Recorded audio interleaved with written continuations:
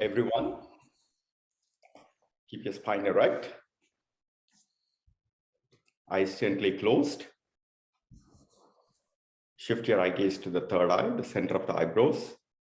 Jyotishmati, the light of awareness within. Take a deep breath. Exhale. Let's begin today's session with the opening chant. Om Asato Ma Satgamaya Tamaso Ma Jyotirgamaya Mrityorma Amrutangamaya Om Shanti Shanti Shanti.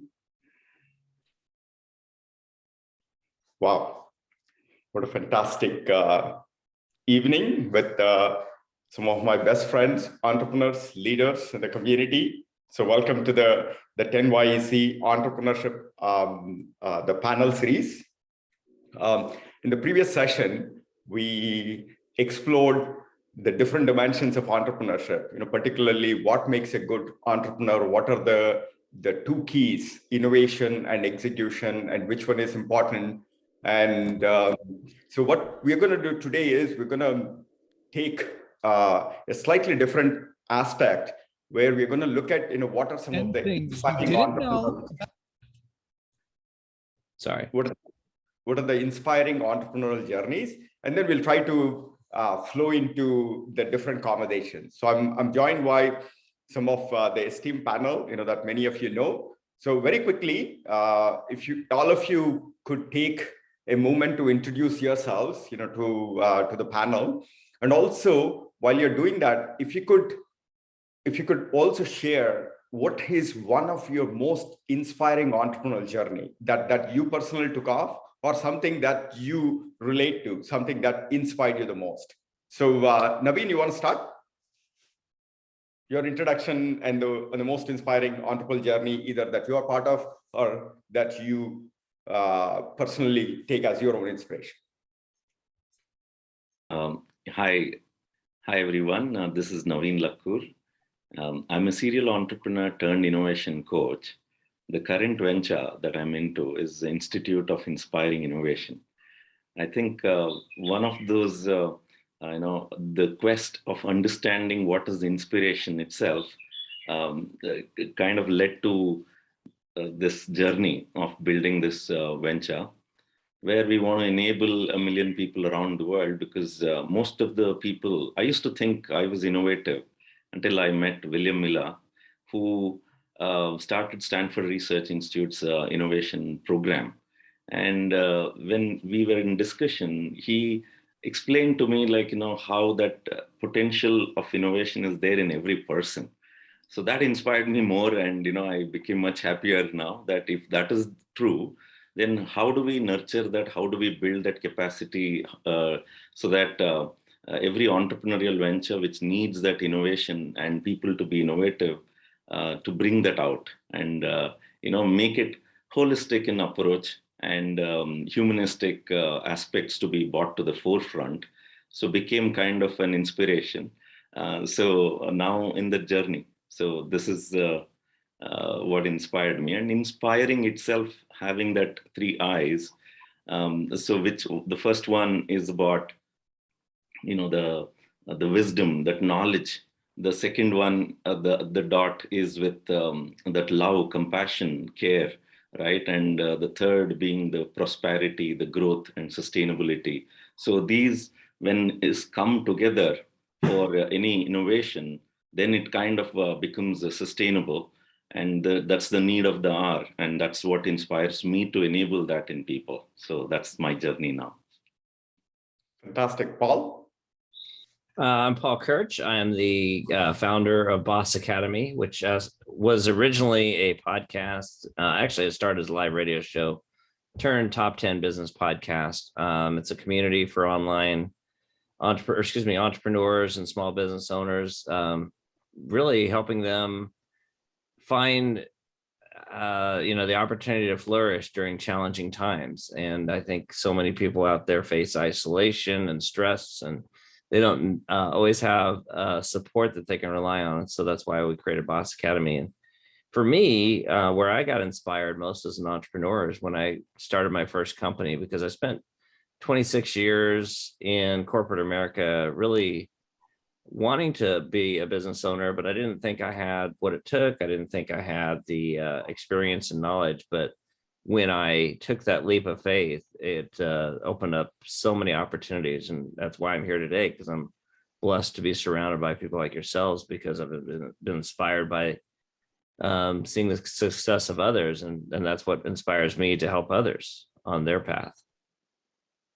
Love it. Kiruba? Thanks, Srini. My name is Prabhas Shankar.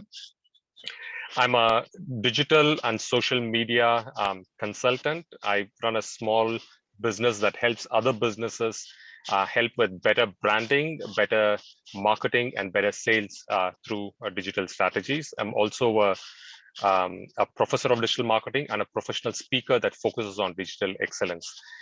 One of the changes in my life that could be inspiring is just jumping out of the 9-to-5 rig. It's so easy to fall into the trap of the salaried class, and then to jump out and to eke out your own path. I think that's something that I'm very proud of. Srini? Love it, love it. Rajesh? Namaskaram, everyone. I'm an entrepreneur. I also write books and I teach courses for future entrepreneurs. And in the spare time, I do some stuff, experiments. So I'm excited about this inspiring stories. First of all, you all inspire me, so that's already there. But one story that I might not have told is from a person called Derek Sivers. So he started a company called CD Baby. So he's a musician, and then he was trying to sell his stuff, and then at that time the commerce to sell like one by one song was not there. So he used to sell his CDs, and they said you need to e-commerce store. At that time Amazon was not there.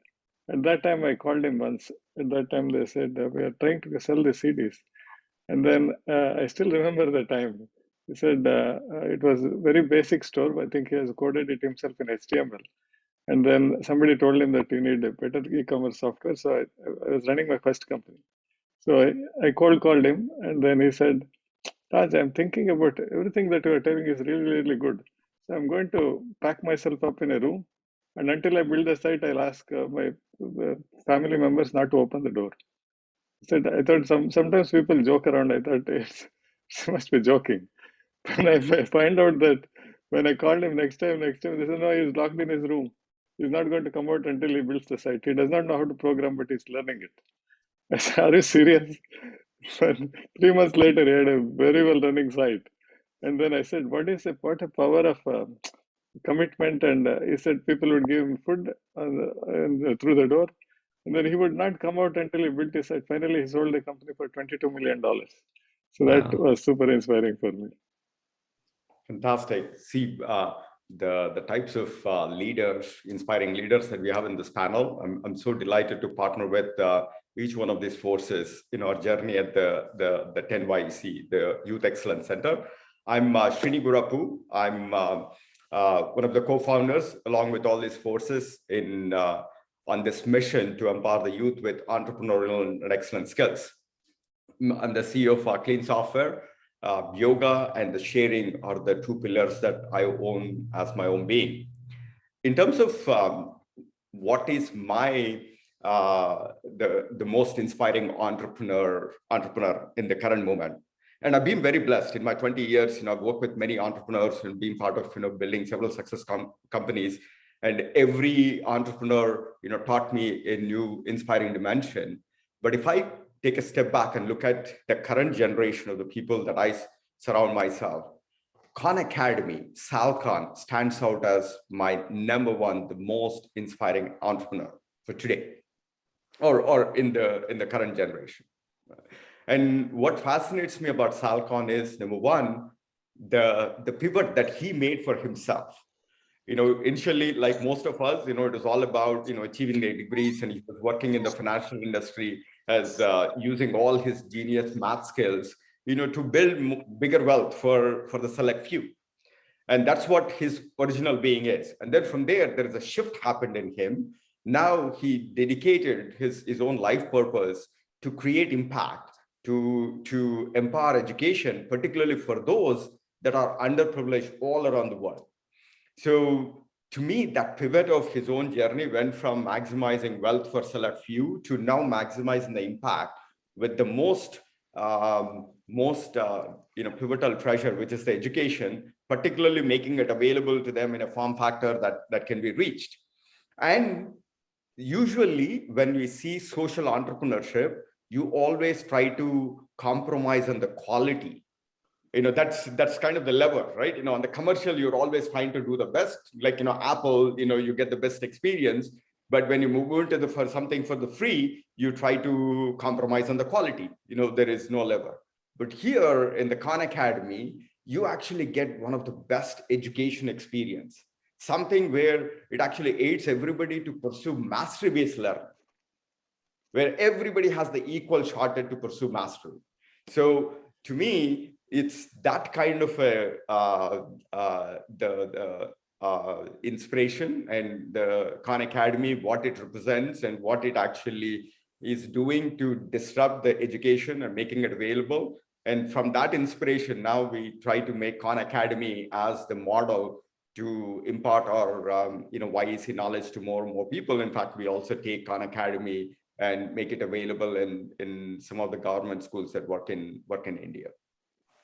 So that's one thing. So while we are now looking at this, in most often when we look at entrepreneurship, usually we always gravitate towards technology-centric startups and so on and so forth. And but when we, as you talked about, different startups like Kiruba's, his own nature or his own life as an entrepreneur to make it nature-centric living.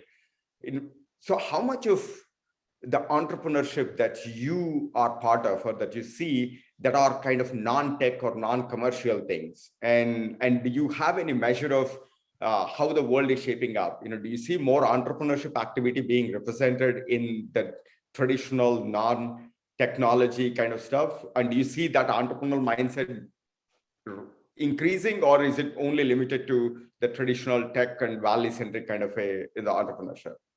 Kiruba, any thoughts that you have? Yeah, I definitely do, Srini, because you mentioned about my the farming side of thing. So at the village, I'm very impressed actually to see micro entrepreneurship at different levels, because it is a small village. Unlike a city where there are experts who specialize in just one area. So if it's a plumber and the guy does only plumbing, right? If he's an electrician, he specializes in all things electrical. But in village, one of the things I've seen is that people will have maybe a couple of acres of farmland. They will go and plow and they'll take care of it. But they also have time on the side, and almost always somebody will pick up a skill which they can turn into money. I know a guy who, my own neighbor, but he also runs an electrical shop. He'll go and repair others' motors and do it. And that's like super inspiring, that even youngsters kind of pick that up. And I think I find that very, very fascinating. Slowly but surely, the next generation of people actually are stepping up forward and starting to use technology in a small level. So for example, in villages, all that people know is that they will grow grains, and then they will sell it to a middleman, and the middleman will then go and sell it to a wholesale market. But the profit margin for that farmer is usually very little. But the next generation of people, what they're doing is they're trying to do value-added products. So instead of just selling it as grains, they take it to a mill, grind it into a flour, a packet, make it into a small package, put a brand name sticker to it, and then they go and sell it directly to the stores. So it's lovely to see this kind of micro entrepreneurial ventures coming in. None of these guys have gone to an MBA school. They have never taken a Skillshare course, but it's nice to see that small development. Srini? Wow, what a interesting thing. So this entrepreneur mindset is you're seeing that at the villages and all around you. It's not just confined to the typical cities or in the tech community. Naveen and Paul, anything that you're witnessing, the entrepreneurial mindset more at the grassroots level versus traditional tech community? Yeah, if you don't mind, Naveen, I'll go next. But Go one ahead. area that in Bots Academy, several of my members are involved in things like emotional intelligence measurement, EQ space, different areas of coaching like DISC certification, DISC measurement. So even though there's on the background technology that drives some of these things, they're very much forward-facing assessments that are designed to measure behavior mindset, and then go in and help provide coaching around eliminating stress, creating better cultures in companies. I see a lot of that springing up right now. The EQ space is just kind of blowing up, and that's happening because I think a lot of companies during COVID saw so many people struggling with stress and depression and fear, and they started looking at how do we help our staff. And so that form of measurement's been around for a really long time, but over the last 2 years, the EQ space has just really just grown massively. And I think you're going to see more of that. So it's really non-technology, but really touches on things that a lot of people don't even know there's a form of measurement for, but a form of measurement that actually leads to better results and better performance and better emotional health in the end. Mm-hmm. Naveen, Rajesh? Naveen, you want to go first or shall I go? And go ahead, Rajesh. Go ahead. I just took my medicine, so I'll be off on video for a while. Okay, But, if you want me to go ahead, I can go. No, I can speak. So basically, I met this person called Radha, and she used to work for Satyajit Paul. Satya Paul is some designer in India. So he passed away last year. Popular designer, yes. I did not know. Pardon my ignorance. So she said she is one of the top, and she was his mentor for 30 years. So she has always been in design. And then when he passed away, suddenly you feel like you lost someone, and then you don't know, you're just like out of sorts. But she's also a big devotee of Sadhguru. She sent a message through someone, Sadhguru, what should I do? And Sadhguru's message was cryptic and also very interesting. He said, you have a lot of empathy for people. If you have a choice, please do something for the young kids. And it was like a puzzle that she had to solve. And then she said, what is the problem with young kids? It's a lack of focus and concentration and attention. So she now runs a company, very thriving company called Soul Splash. And what she does is live classes where there is something like an art therapy, where she will guide children to do the art with her. She's a very good artist because she was designer of clothes and all. And then suddenly the parents are seeing that children are really, really focused now, because until that time during art, they cannot focus anywhere else. They can't do multitasking. Now the parents are asking her, can we please join your class? Because we also are less focused. And then she found out from other people that Sadhguru's message was, we don't want to fix broken people. When they're kids, let's make them not broken. So that way, let us give the power of focus and concentration.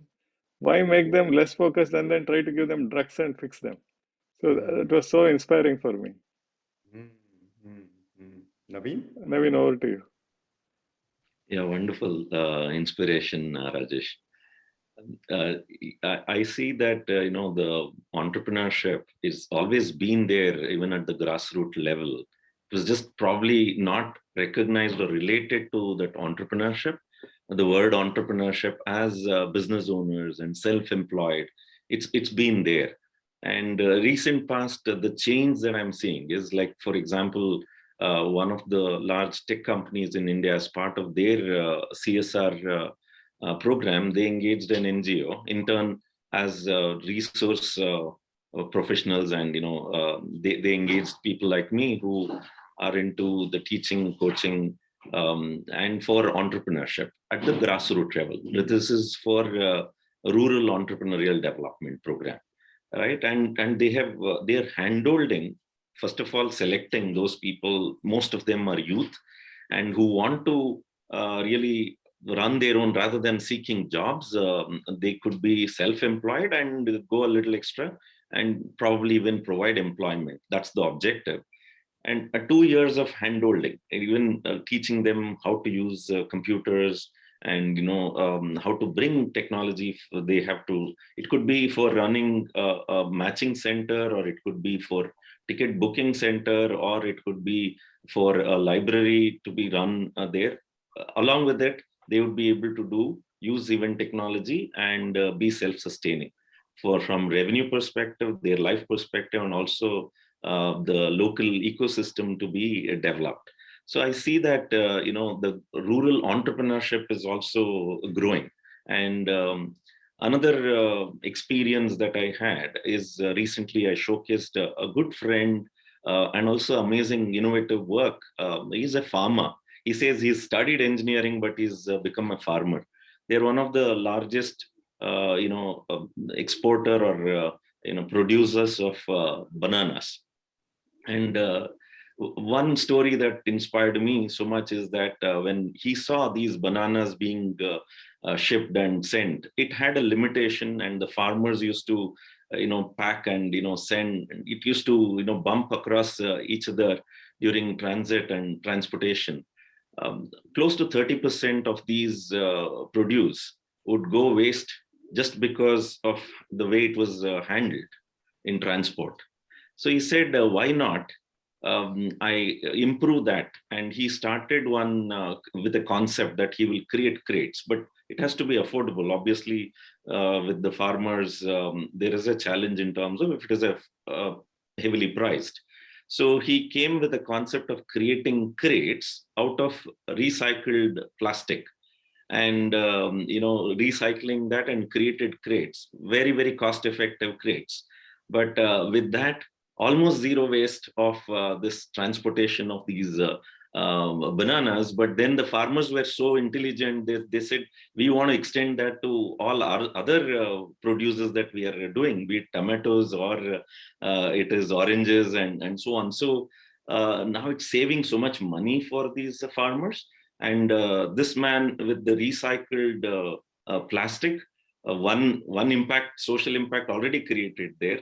The other side is the impact on how these crates are helping get better yield, or the return on investment onto their produce of vegetables and fruits. And he's producing more than 40,000 crates on a daily basis now. And it's helping. It's throwaway price, at the same time can be reused. So it's helping these fruits and vegetables reach far off places, which otherwise it wasn't happening earlier. So simple, but very powerful, and impacting so many more people, right? Like these, I see so many happening, and technology is what they're now wanting to utilize it, if not the tech companies and the tech startups. So that's the trend that I'm seeing. Wow. That's so heartening to hear that the entrepreneurial mindset is actually coming back to the grassroots level. In fact, that used to be the fabric of the society, whether it's in the United States or India or any place in the world. Everybody was like, always, wanted to set up their own business, the street commerce, or what you say. Everybody had their own business model. They knew their users, and then they knew, always worked on surprise and delight. And then that's how they lived. It's only with the technology, now people are like, wanting to take the easier shortcut. My entire job is essentially becoming lazy. Let me go become an employee of a different company. But rather, they're not really applying themselves, to be the change agent. So now it's so heartening to see. And in fact, I was referring to some stats that the small business growth is again picking up in United States and India, and particularly the villages. People are coming up with the more innovative business models to to create more enterprises. And Naveen, if I were to use your a little extra, which is like, is being an employee is ordinary, being an entrepreneur or employing others is extraordinary. So I hope everybody inculcates that principle as their own being, right from when they're a youth. Now switching gears, when we're talking about the entrepreneurship at the grassroots level, particularly in the villages, in the remote parts, and the thing. Now, the role of technology. What technologies do you see as the pivotal technologies that has the greatest potential to empower this grassroots level entrepreneurship, to give them the same level of advantage that others have, or to create a level playing field?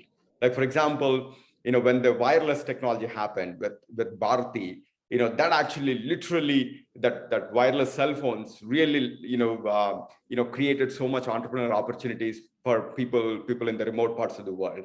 In the current moment, what are the technologies that are already there, or what are the technologies that you see that see a lot of promise to empower this grassroots entrepreneurship to thrive even more? So Rajesh, you want to go? Yeah, I'm thinking all the things that even the bigger companies are doing, like let's take Facebook or any of those people opening Facebook stores everywhere and then making it easy. And also they're trying to make it like a done for you service. They're not saying that please log in and we'll do it. They're like agents who are going and setting up, let me automate it for you. Give me what are you selling? And then everything they're doing it themselves. Because people have not experienced it. When they experience it, they are not supposed to go and programming and all those things.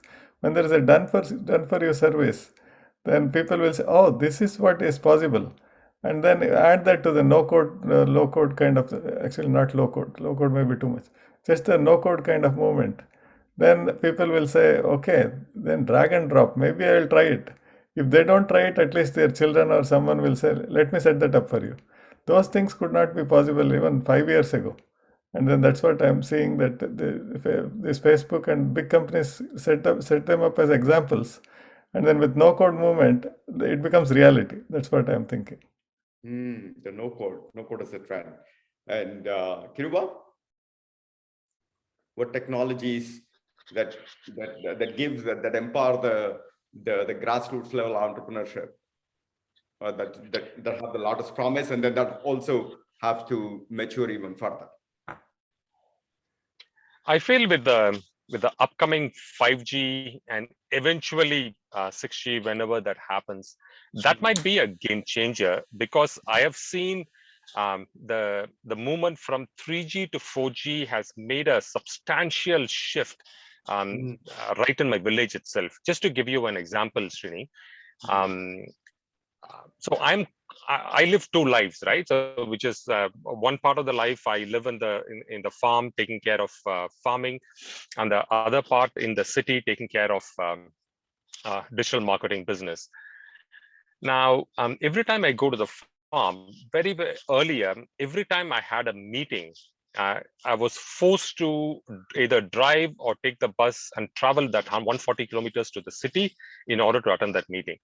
Then come 3G, then what I need to do is I don't have to come all the way to the city, but I have to drive maybe about 15-20 kilometers to a tower, position myself exactly facing the tower, and I could just barely take on send files or send important material out, and then follow it up with a phone call.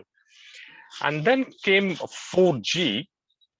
With 4G, what I'm able to do is I can literally turn my farm into my digital office. All my staff are working out of their hometowns and villages, and we're able to seamlessly do this.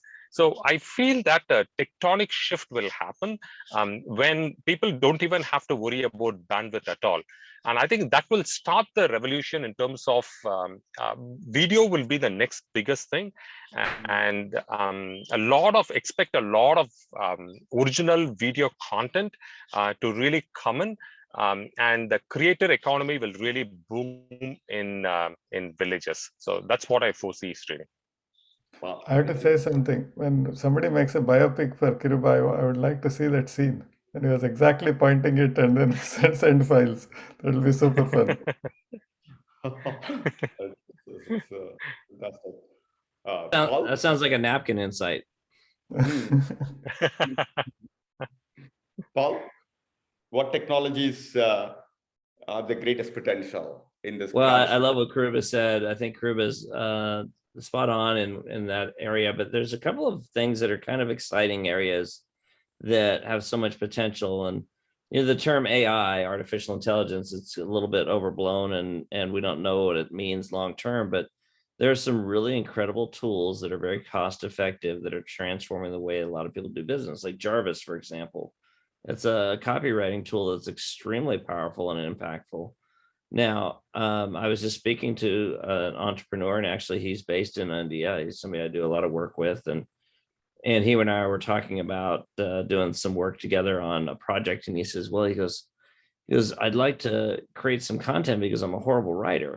And I said, well, you're actually not a bad writer. I said, but I can take what you write and help you clean it up. But I said, but why not explore a tool like Jarvis? And he started playing around with it. And it was amazing to see what he was able to come up with using this intuitive tool. And I think that's going to become more and more readily available for people. And then another area that's, I think, in its infancy, we look at tools like Oculus, the VR headset, virtual reality headsets. It's all about gaming, but I actually am working with somebody who is a business coach. He's created a community of other coaches, and they are hosting training and other such networking and other things through VR. And you can either use a headset, or actually you can use avatars on a computer. You don't even need to have a headset. And I think we're on the cusp of something really huge in terms of how people interact and connect and network through things like VR. And I think it's going to be transformative in a lot of ways beyond just gaming. Mm-hmm. Love it. Naveen? I'm seeing a phenomenal usage of technology even at the grassroots level in the recent past. I think the mobile phones has helped reach that grassroots level, right? And adoption and openness to usage of technology. Just 2 days ago, I was speaking at a forum where it was for the Aerospace Technology Center, and a lot of youth were there. And youth, even from rural, now what used to be rocket science then, they're talking about the space and technology usage for rockets to the drones to so many areas, which otherwise would have been probably a science fiction movie if somebody visualized that. And now you want to just watch it and enjoy it, right? Today they want to do it. So technology and extending to another field, recent experience of mine as a pre-event in Tech Bharat. Tech Bharat is a platform which has been created by the MSME, the micro and small and medium enterprises, to engage with entrepreneurs and the youth for developing entrepreneurship. So first edition was business to government. Second edition, which was all virtual, was healthcare and education field. And this edition, current year, is on agri-tech and food tech. So the entrepreneurial ventures which are coming out and the ideas that were pitched, right? So the pre-event happened recently. I was a part of that and anchoring that. And 3 days from now is the connecting event, which is happening in Bengaluru at the University of Agricultural Science.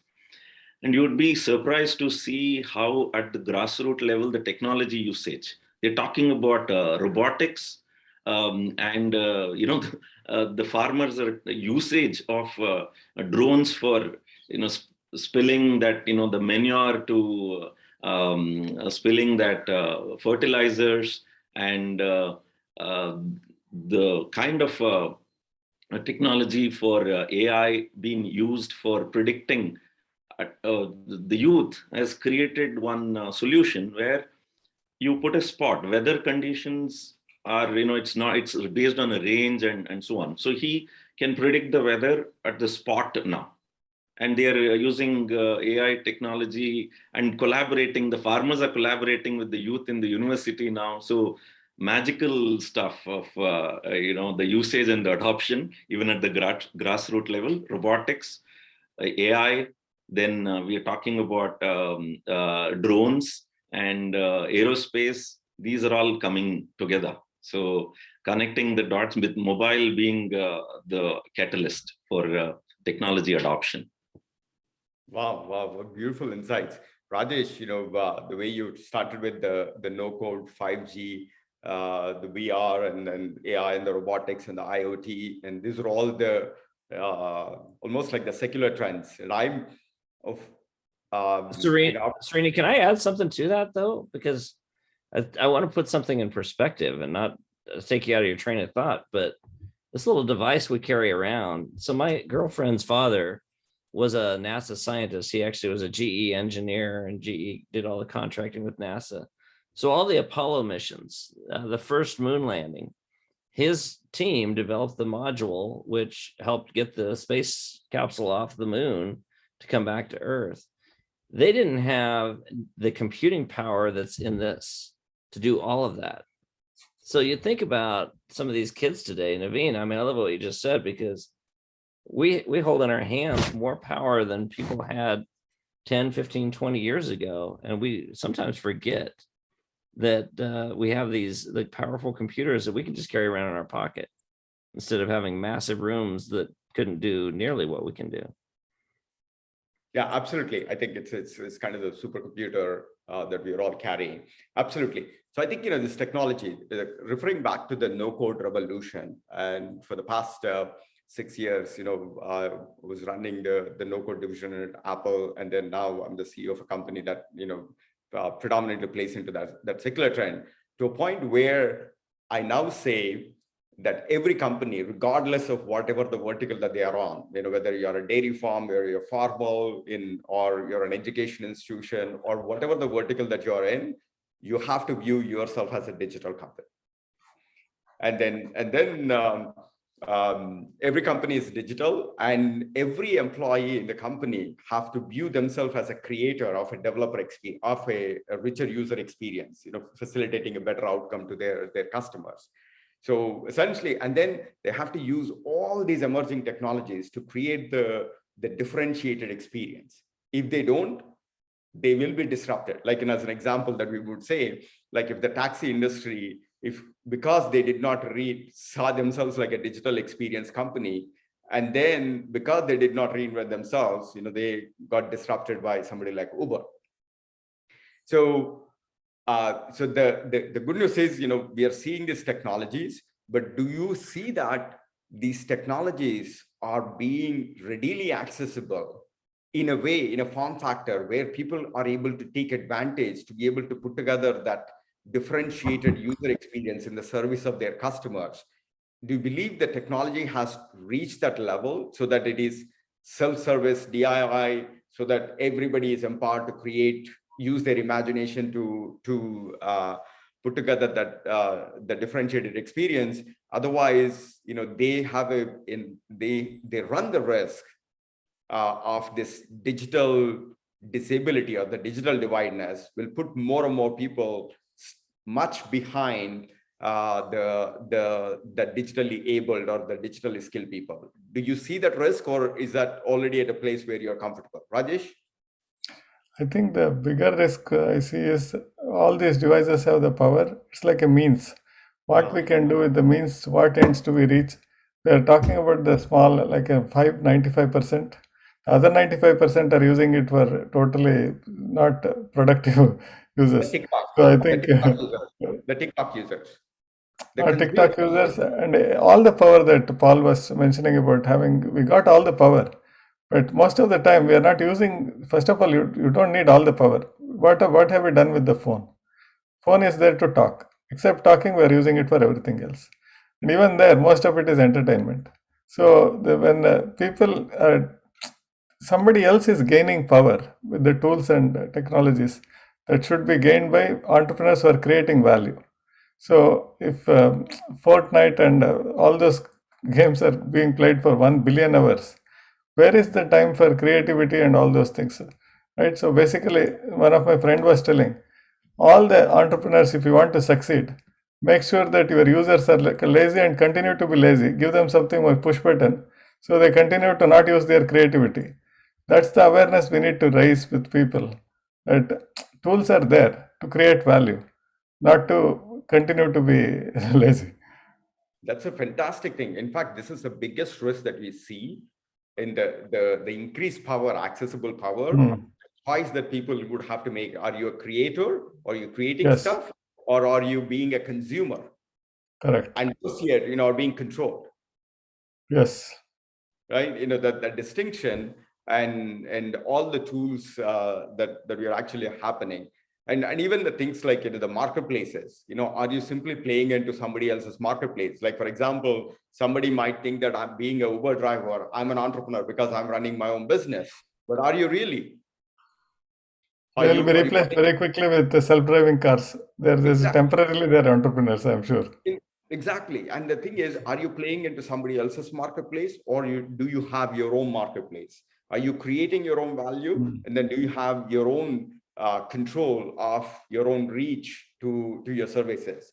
So this level of awareness, do you see, Naveen? I think Naveen and Kiruba, I think since you are lot more in tune with some of the grassroots movement in an area of the world where there is the biggest opportunity, but also the biggest risk. What are your thoughts?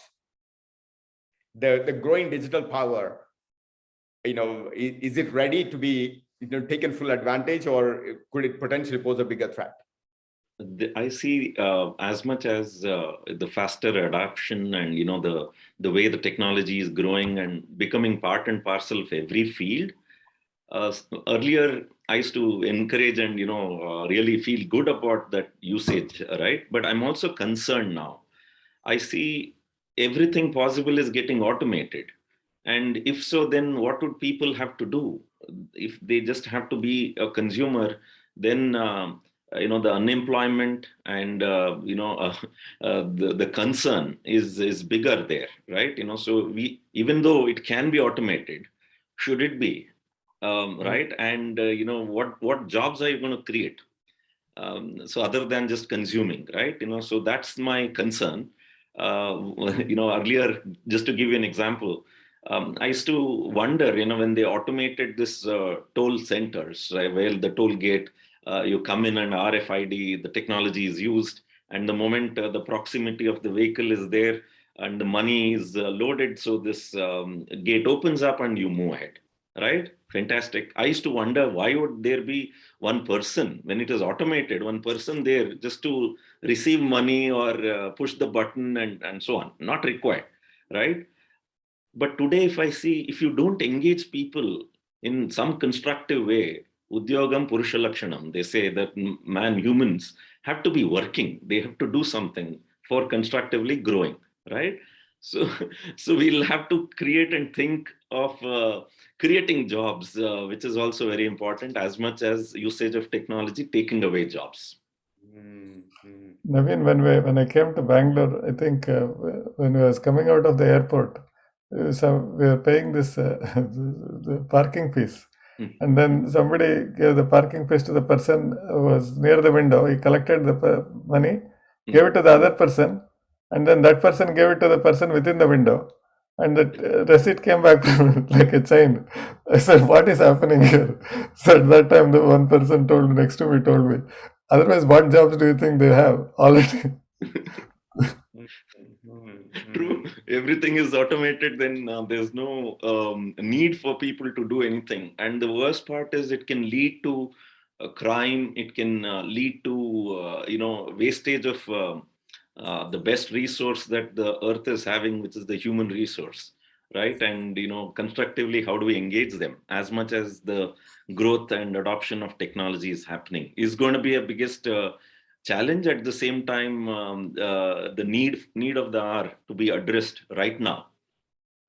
Fantastic. Actually, that's a pivot that needs to be a lot more explored in the subsequent the growing technology and the automation, the role of human, and let's explore that dimension exclusively in one of the subsequent panels. But Kiruba, what are your thoughts? In terms of the power of the technology.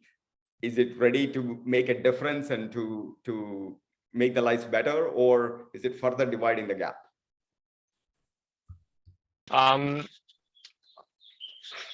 So before I even jump into technology and talking about is it dividing the gap, one fundamental mind shift I think that is required amongst the youth is to not be part of a sheep herd.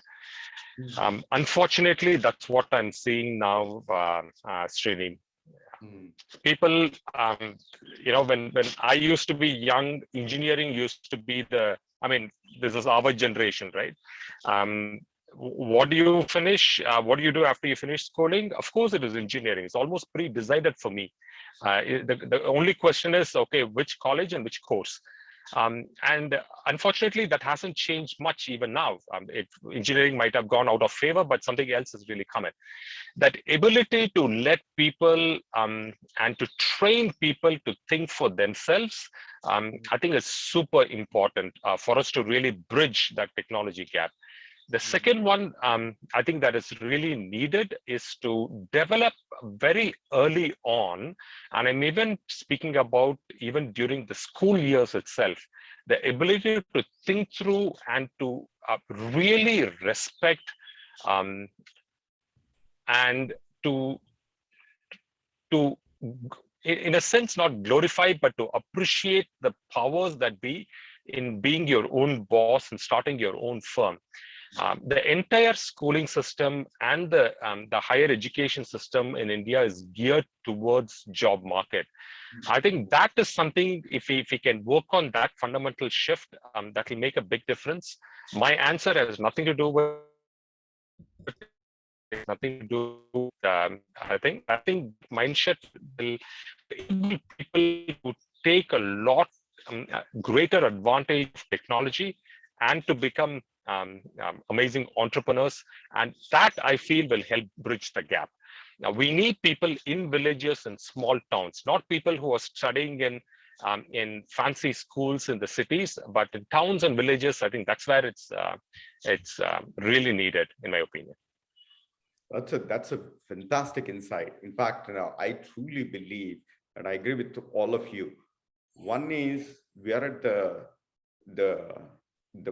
the most pivotal moment in the human history, where the technology has advanced so far ahead, and then the choices, Kiruba, you said, where the mindset has to be shifted right at the youth when people are young, where your job is to have that creativity, the seeker, that inquiry, that entrepreneurial mindset, where your job is not to, is like somehow you accumulate some degrees and then, you go work for somebody to then, what is your ultimate goal, right? To own a car and then this and stuff. So I think it's imperative that, people be taught this creativity, that inquiring mindset, to be this, it almost like everybody needs to have an I-Inc. Or I'm a startup by myself. When you start there, you have to create that mindset. I think that's extremely important, and more so in the villages, because otherwise in the villages you're always being trained to be in that feudal mindset where you will always have to look up to somebody to actually get something, right? So that I think is more imperative to have that entrepreneurial mindset. And then the second thing is, I believe that the technology needs to be taught in a way, the applied technology needs to be taught. Like, everybody needs to know how to use the Google kind of a suite. And then everybody needs to know how to use the cloud or the NoCode tools to be able to set their own commerce and so on and so forth. Otherwise, they will be, and I feel like only the rich and the people who are more advanced, they are actually leveraging all these free tools, like, second brain tools like Asana and all those things need to be taught right from when they are young. And otherwise, yeah. Go ahead, go ahead, go ahead. Finish your thought. I'll remember So what I'm saying. I think those are the two things. As I'm seeing more in the villages, the lack of awareness, the level of awareness of all the free tools, it's actually putting them at a much more significant disadvantage. So the mindset and then the skill set in using the tools to create the startup. Otherwise, I see that only the rich people are taking all these free tools, they're getting further ahead. And I see this chasm, right?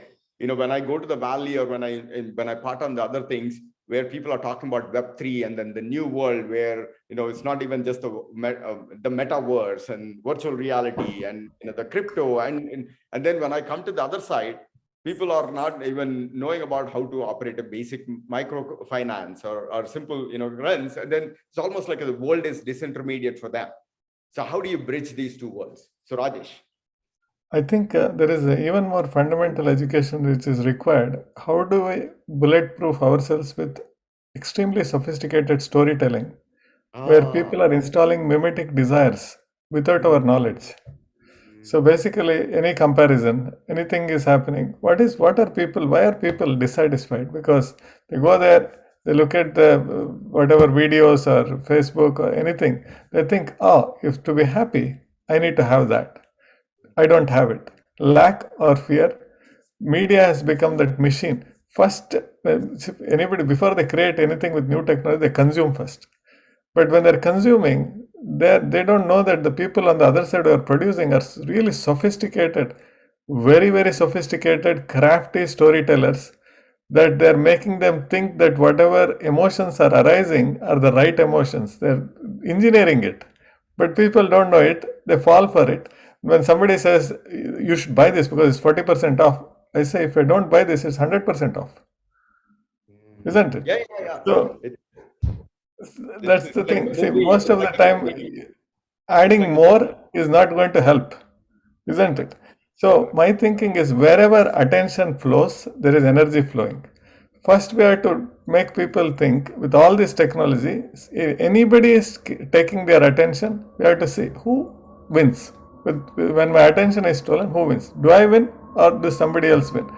Once you raise the awareness, magic happens, because then they take back their attention and now it's available for creation. Otherwise, it goes to consumption. Exactly. It's creation versus consumption. It's an interesting challenge that we face right now, because never in history has there been a time where you can get an answer for anything at the click of a button, right? I mean, any answer.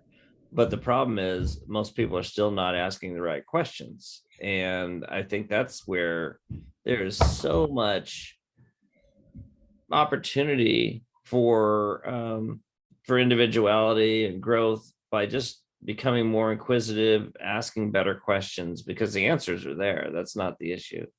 And Naveen, to your point, if you want to get frightened to death about the future, I mean, just listen to Elon Musk talk about the future of automation and AI, because he believes that society will get to a point where almost every job will be automated and will be replacing the average person's workplace role with automation. And we're going to have to create a society that takes care of people, and that'll free up people's time to be creative. But that to me sounds like a horrible world to live in. And, I don't want to be in a world where I can't face challenges and have growth opportunities. I don't want to have everything handed to me, but that's where automation takes us to a certain path, but it doesn't.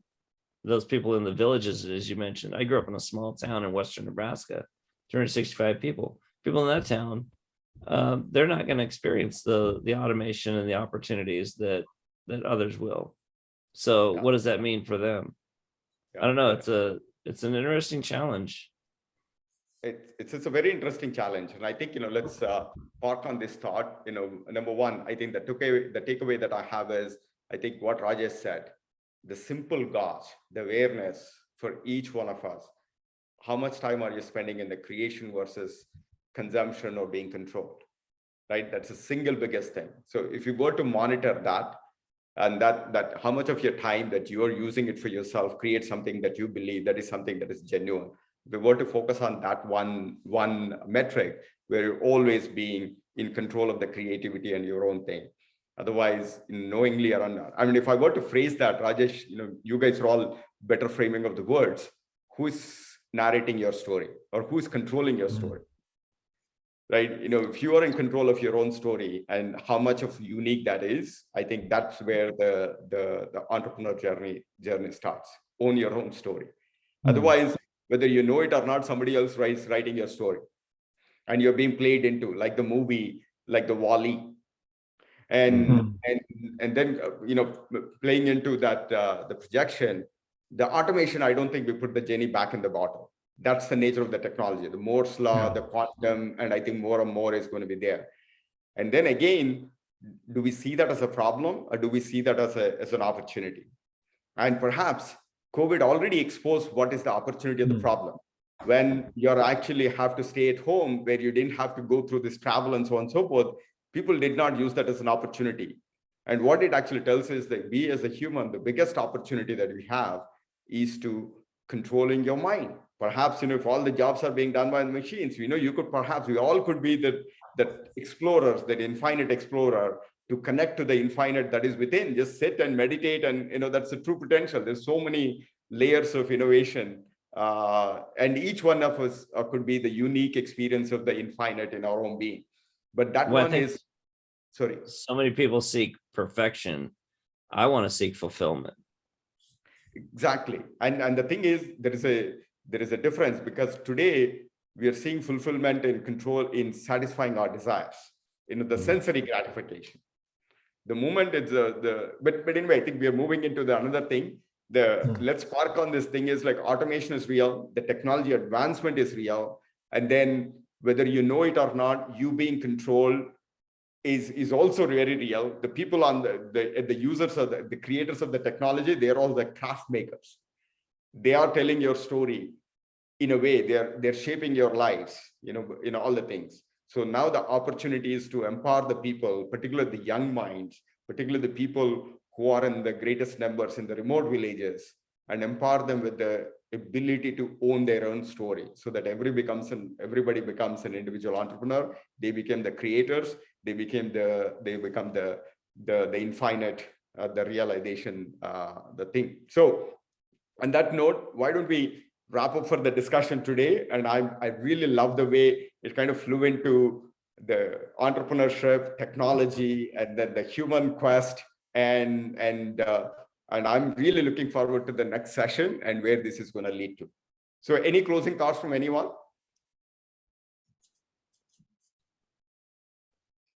I just wanted to wrap up by taking Paul and what Rajesh said. Paul spoke about how our mobile phones have better power than the Apollo 13 mission earlier. And it is important for youngsters to realize that we have amazing knowledge at the tip of our fingers.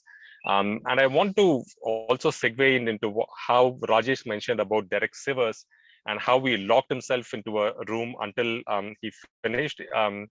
So when I spoke with Derek Rajesh, he said that he bought a book from Barnes and Nobles called How to Build Your Website in 24 Hours. That ability, that self-learning ability, if we can all instill in our youngsters, us included, right? I think that would be a big game changer. Yeah. Love it. And I think continuing on that thought, if the people with less than this power, if they can go to the moon, our kids should aspire to go to the next solar system or reach the sky. The stage is set. We have that much capability.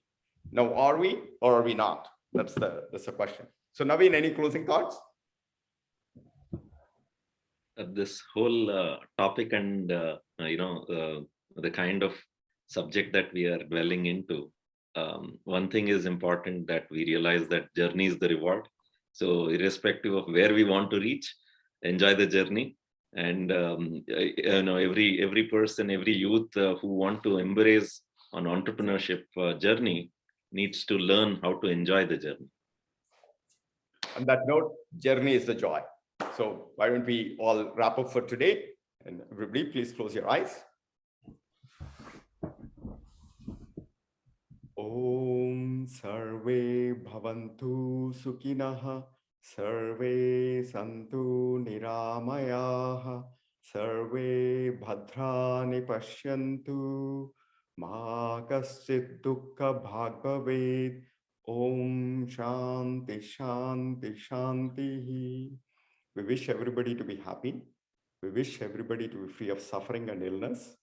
We wish everybody to see and hear only auspicious things, and let there be peace everywhere. With these wonderful thoughts, once again, thank you for joining us for this exciting panel session. As you can see, we as a team, we're going to explore many dimensions of entrepreneurship, and our job is to invest in young minds so that everybody cultivates the entrepreneurial and excellent skills within themselves. See you again in the next session. Have a wonderful evening. Thank you. See you.